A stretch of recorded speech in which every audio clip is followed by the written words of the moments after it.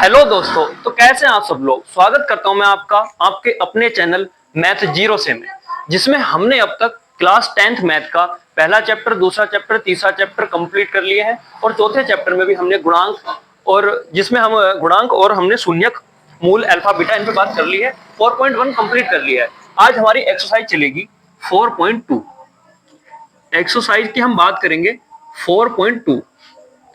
इसमें हमने बिल्कुल सब चीजें एकदम जीरो से सीखी हैं, जिसको पढ़ने में भैया तुम्हें मजा आएगा, ऐसी हमें आशा है। आप एक बार जरा वीडियो चेक करेंगे पीछे तो आपको सारी वीडियो हमारी सीरियल से मिल जाएंगी। आप चैनल पे जाएंगे, प्लेलिस्ट में जाएंगे, प्लेलिस्ट में हमने डाल रखा है क्लास 10th मैथ, ठीक है। उसमें सारी की सारी बता रखी है। अब देखो, ये इसका जो द्विघात समीकरण है, इस चैप्टर का नाम, इसमें जो हमारे मूल है या शून्य है वही निकालने होते हैं। वो दो तरीके से निकल सकते हैं। एक तो गुणनखंड विधि है, एक टाइप तो है गुणनखंड विधि। मतलब सी के गुणनखंड करो, बी को तोड़ो और उसमें कॉमन लो, उसके जो मूल आएंगे वही मूल है। एक हमारा इसका है श्रीधराचार्य सूत्र। इस पे हमने पहले भी बात करी है, श्रीधराचार्य सूत्र। ये सूत्र क्या होता है? सूत्र होता है एक्स बराबर माइनस के b plus minus under root v square minus 4ac upon 2a।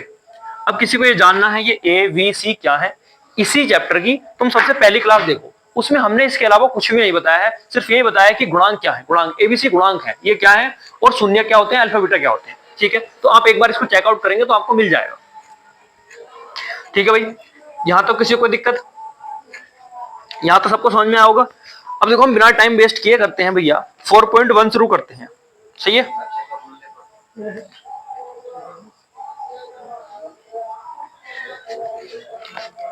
पहले का पहला सवाल देखो इसका। अगर हम बात करें इसके पहले के पहले सवाल, तो इसमें दे रखा है एक्स स्क्वायर माइनस का 3x माइनस का 10 बराबर का 0, ठीक है भाई, इतना दे रखा है। आ जाओ जरा, इसमें हमें क्या करना है, गुणनखंड विधि से निम्न द्विघात समीकरणों के मूल ज्ञात कीजिए। देखो, बड़े प्यार से और बड़े आराम से चलेंगे, कोई दिक्कत वाली बात नहीं है। ये समीकरण क्या है? द्विघात समीकरण है। कैसे पता चला? इस समीकरण में जो चर है x, उसकी सबसे बड़ी घात क्या है? 2। तो इस समीकरण की घात भी क्या हो जाएगी? 2। और समीकरण की घात जिसकी 2 हो वो द्विघात समीकरण होती है, ठीक है। समीकरण क्यों है? क्योंकि किन्हीं पदों की तुलना किन्हीं अन्य पदों से की जा रही है, तो ये इसलिए समीकरण है। अगर मैं ये पद हटा दूं ऐसे करके तो ये बहुपद हो गया, और अगर मैं लगा दूं तो ये समीकरण हो जाएगा, ठीक है भाई। यहां तक सभी को बात समझ में आई? इससे आगे चलते हैं। अब इसमें क्या करते हैं हम, इसकी तुलना एक व्यापक समीकरण होती है हमारी, जिसको हम कैसे लिख सकते हैं, A X square plus B X plus C बराबर 0। तो यहां लिख देंगे हम की तुलना से करने पर, ठीक है। करो जरा, देखो x की जगह x है, लेकिन a की जगह क्या है, किसी की भी गुणा में एक तो हो सकता है ना, उसमें तो कोई दिक्कत नहीं है। तो यहां से अगर मैं बात करूं a की, तो a बराबर 1 आ गया। b की अगर बात करूं तो b किसका गुणांक है? x का गुणांक क्या दे रखा है? माइनस का 3। देखो, अगर तुम्हें अभी गुणांक समझ में नहीं आ रहा ना, तो इससे पिछले वाली वीडियो में जाओ, सब समझ में आ जाएगा, ठीक है। अब इसमें b बराबर कितना दे रखा है? -3। c बराबर कितना दे रखा है? c बराबर हमें दे रखा है यहाँ पे -10, ठीक है। यहां तक बात समझ में आई।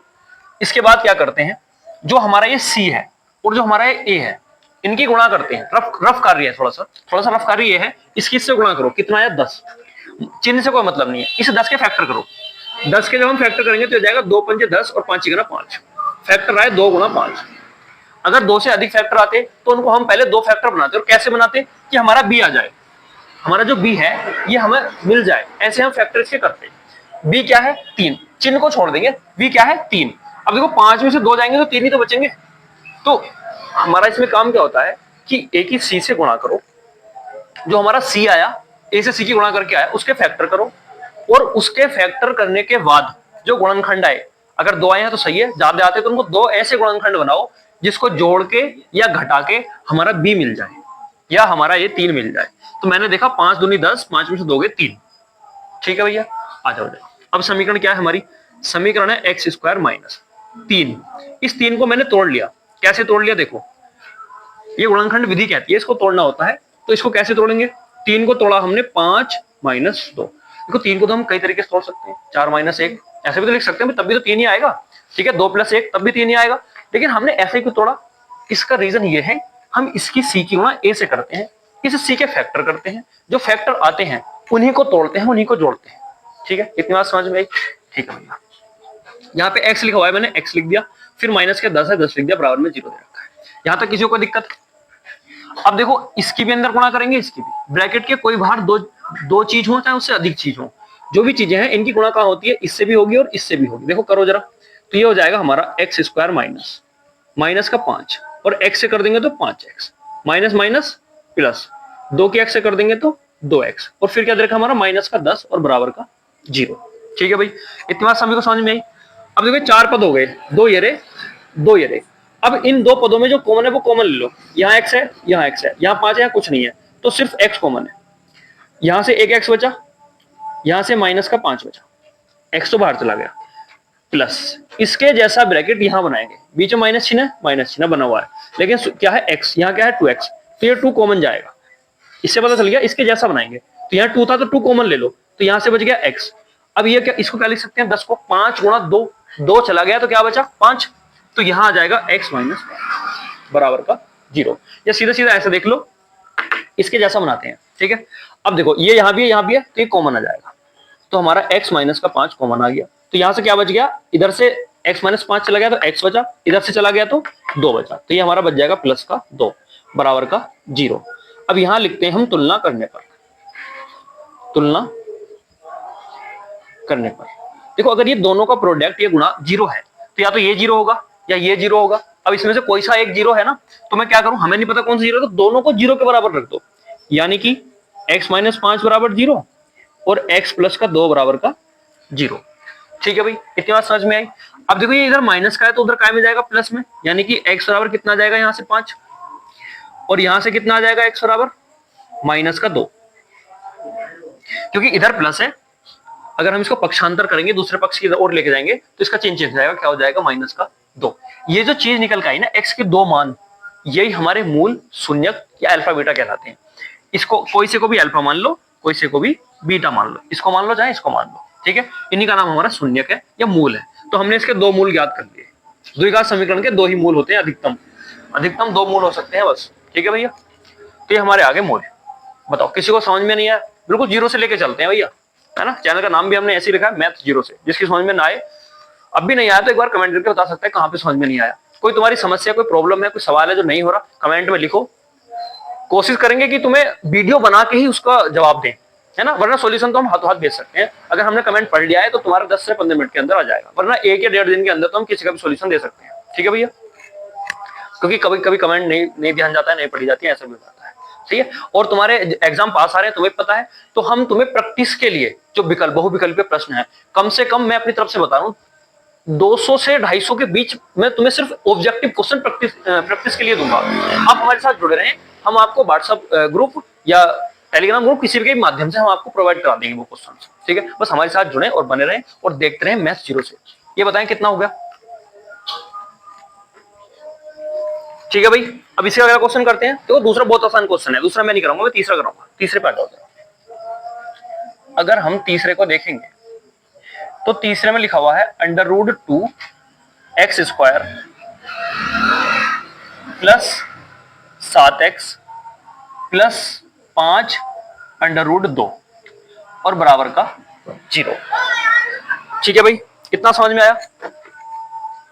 अब देखो इसमें √ दे दिया है ना, थोड़ा सा घुमाया, लेकिन डरना नहीं है, हम अपने तरीके पे जाएंगे। देखो पहले हमें एबीसी यानी गुणांकों के मान निकालने हैं। तो अगर मैं a का मान देखूंगा तो a किसका गुणांक होता है, x स्क्वायर का, यानी कि क्या है √2। b किसका मान होता है 7 का, x का गुणांक होता है, तो यहाँ कितना है 7। और c क्या होता है भैया, जो नियत पद लिखा हुआ होता है जिसके साथ कुछ भी नहीं होता, वो क्या होता है हमारा c होता है। तो हमने एबीसी के मान निकाल लिए। अब हमारा काम क्या है, हमारा काम है a की c से गुणा करना, यानी कि हमें गुणा करनी रफ कार्य है, a की गुणा c से। ये भैया रफ कार्य है। ठीक है, ये अगर मैं बात करूं तो कैसा कार्य है हमारा, रफ। तो हमें क्या करना है, a की गुणा करनी है c से। a हमारा कितना है √2, c हमारा है 5 √2। ठीक है, अभी बात तुम्हें पता होगी भैया, √ की √ से गुणा होती है तो √ हट जाता है, जो उसके संख्या अंदर लिखी हुई है वो बाहर आ जाती है, यानी कि 2 गुणा 5, यानी कि आगे 10। 10 के फैक्टर क्या होंगे भाई, 10 इतनी बड़ी संख्या तो है नहीं जो फैक्टर करेंगे, इसके फैक्टर होंगे 5 गुणा 2।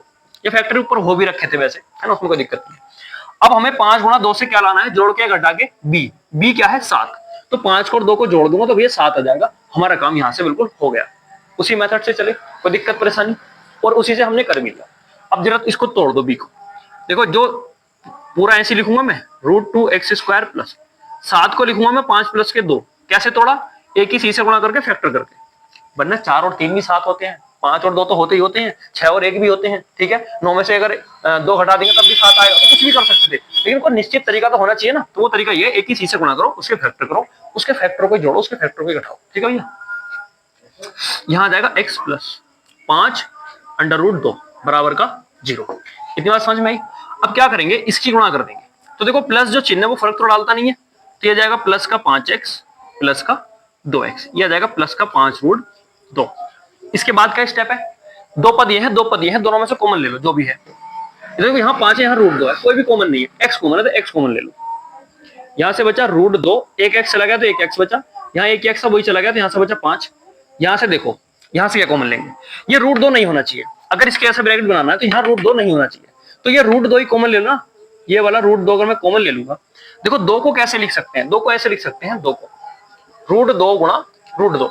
अब इस 2 में से, इस वाले 2 में से मैंने एक √2 कॉमन ले लिया, तो क्या बचेगा, एक √2 बचेगा। तो यहां लिख दूंगा मैं √2 और x प्लस यहां से √2 कॉमन चलेगा तो यहां से बचेगा 5 बराबर का 0। आया समझ? यहां तक तो आया होगा। ठीक है, अब देखो ये और ये सेम बन गया, इसको कॉमन ले लो। किसको?